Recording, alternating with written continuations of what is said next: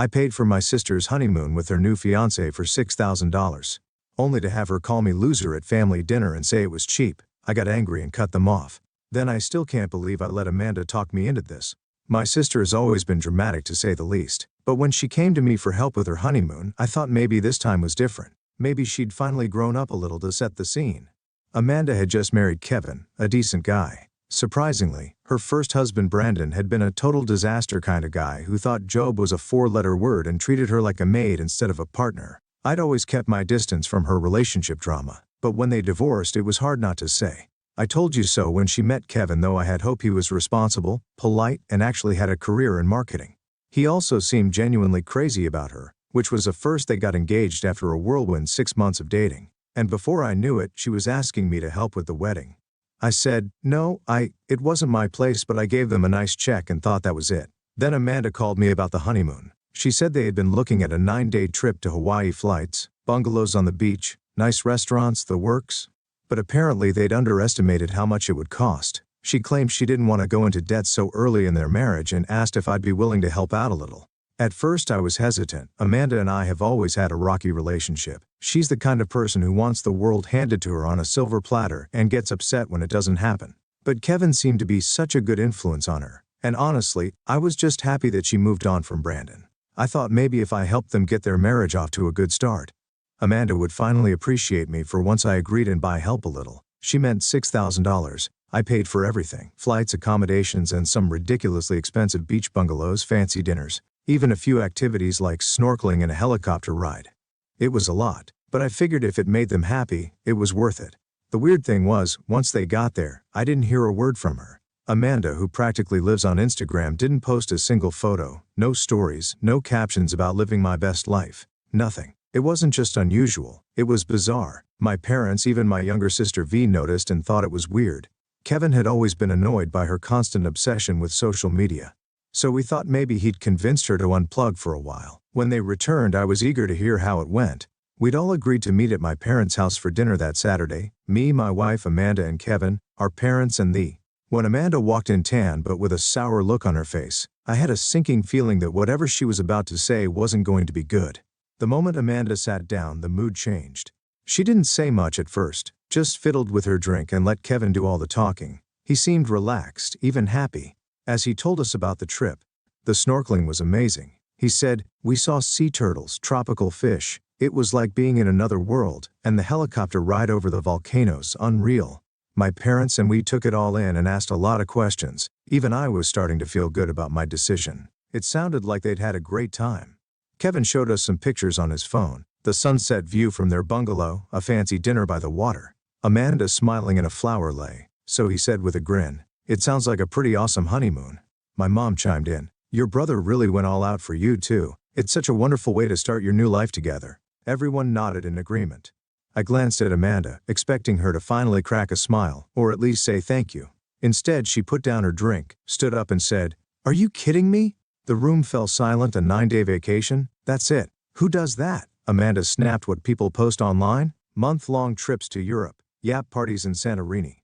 They couldn't even book us more than a bungalow, and don't even get me started on the restaurants. Half the places were basic. I blinked, stunned. At first I thought she was joking. The look on her face said otherwise. "You are such a loser," she continued, glaring at me. "How could you be so cheap? If you couldn't afford a real honeymoon?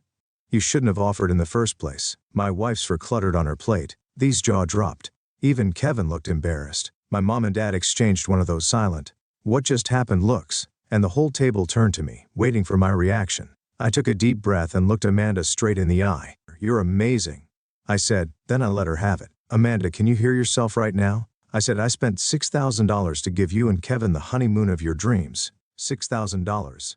You stand here and call me cheap, a loser. Are you serious?" She crossed her arms and looked defiant, but I wasn't about to back down. "The fact that you even feel entitled to complain about something like that is insane. Do you know how many people would kill for a trip like this? Do you have any idea? How spoiled you sound." Amanda rolled her eyes and that something inside me snapped. I stood up and continued. "You want to talk about being cheap? Fine. Let's talk about how you've never paid me back for anything in your life. Not the help with your car when you were in college, not the money I loaned you to cover your rent when you moved out on your own, and definitely not the money I gave you after your divorce because you said you were struggling. I've always helped you because you're my sister, but this is beyond selfish. You can forget about me ever doing anything like this for you. Again.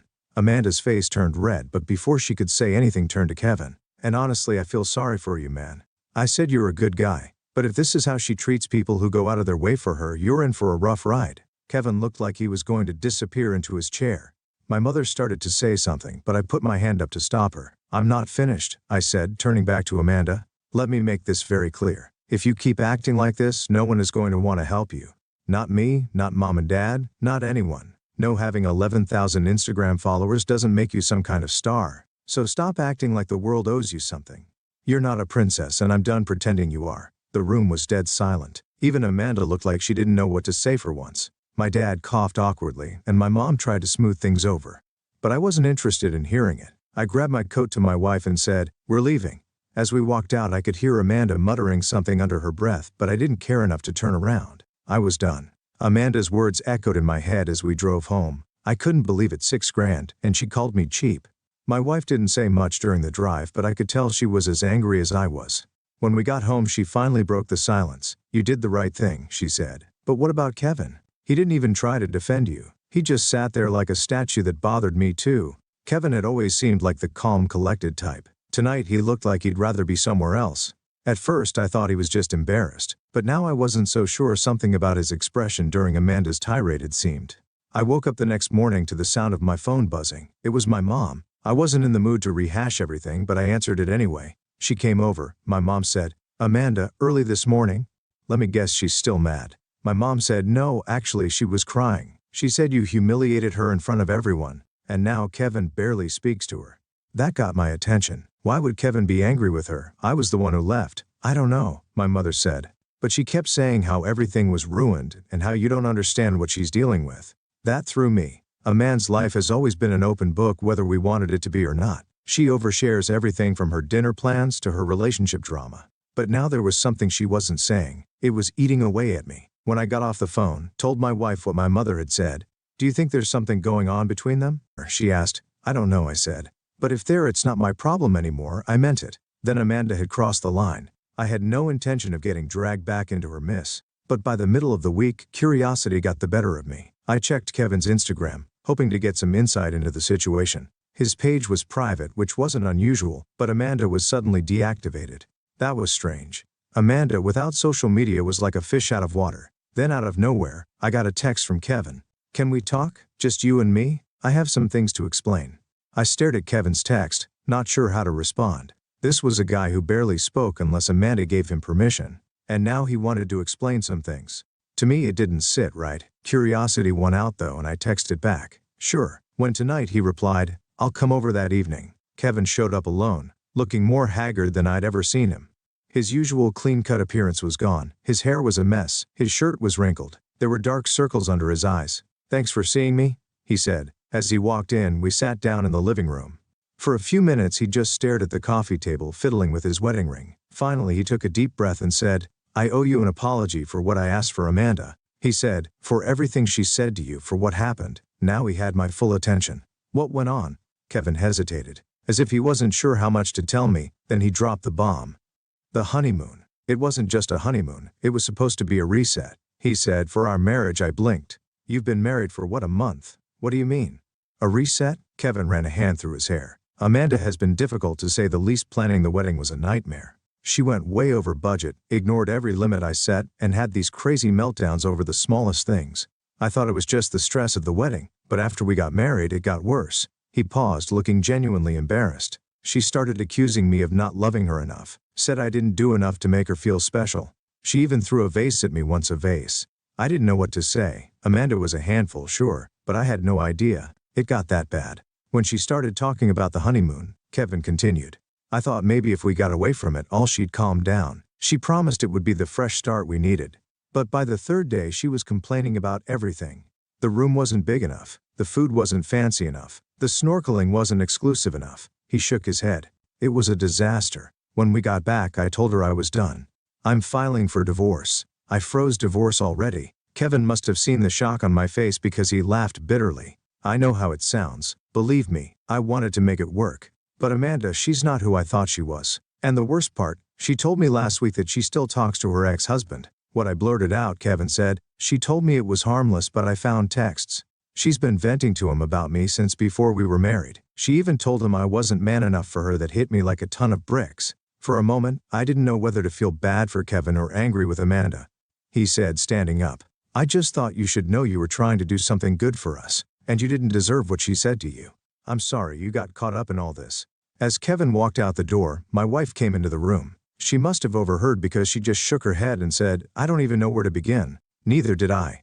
I barely slept that night. Kevin's words played over and over in my head. Was Amanda still talking to Brandon?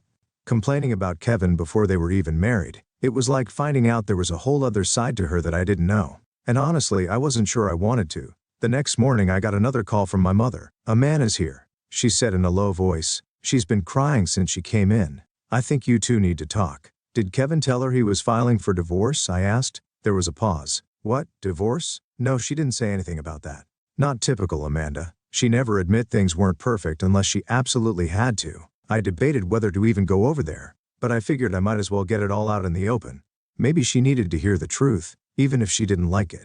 When I got to my parents' house, Amanda was sitting at the kitchen table, her face covered in spots and her hair pulled back in a messy bun. She looked up at me for the first time. In a long time, she didn't have that smug, entitled look on her face. I'm sorry, she said softly. I crossed my arms. Sorry for what? Exactly for what I said at dinner. I was out of line. You didn't deserve that. It wasn't the dramatic crocodile to apology I was expecting. She seemed genuinely upset, but I wasn't going to let her off the hook so easily. Kevin came to see me last night, I said. Watching her reaction closely, she froze. What did he say? I pulled out a chair and sat across from her. He told me everything, Amanda. The honeymoon, the arguments, the vase, everything. He's filing for divorce, isn't he? Her lip quivered, but she didn't deny it. Instead, she let out a shaky breath and said, I didn't mean for it to get this bad. I thought marriage would fix things. I thought if we had this perfect wedding, this perfect honeymoon, everything would be okay. It doesn't work that way, I said, and talking to Brandon behind Kevin's back. What were you thinking? She jumped as if I had slapped her. It wasn't like that. Brandon was going through a divorce, so I thought he'd understand. I just needed someone to vent. I said, Amanda, you told him that Kevin wasn't man enough. How is that venting? It's Sabota. Her eyes widened, and I realized she didn't know. Kevin had found the texts. She opened her mouth to say something, but then she just collapsed her head in her hands. I don't know what's wrong with me, she said through her tears. I'm ruining everything. First Brandon, now Kevin. I don't even know who I am anymore. I didn't know what to say. Amanda had always been self-absorbed and dramatic, but I'd never seen her like this, completely defeated, as if the weight of her own choices had finally caught up with her. I can't fix this for you. I finally said you have to figure it out for yourself, but I meant what I said at dinner. I'm done bailing you out. She nodded and wiped her face with her sleeve. I understand. For the first time in years, I actually believed her. Shall I go on? Amanda sat quietly for a long time after I finished. It was strange. It was the first time I'd ever seen her not fight back, not try to turn things around and make herself the victim. For once, she looked like she was really listening, but I knew better than to trust her completely. I'm going to say this once. I told her, you're an adult, Amanda. Your choices have consequences. If you want to keep throwing tantrums and treating people like garbage, fine. Don't come crying to me when it all falls apart. I've done my part. You screw this up, you're on your own forever. Her head snapped up. I saw a flash of panic in her eyes. You don't mean that? I do, I said. Because here's the thing, Mom and Dad don't have the money to bail you out anymore. That if you want someone to finance your mistakes, look at him. I pointed at myself, and guess what? It's not happening again. Amanda opened her mouth to protest, but I cut her off. You want to leave, Kevin? Fine. That's your decision.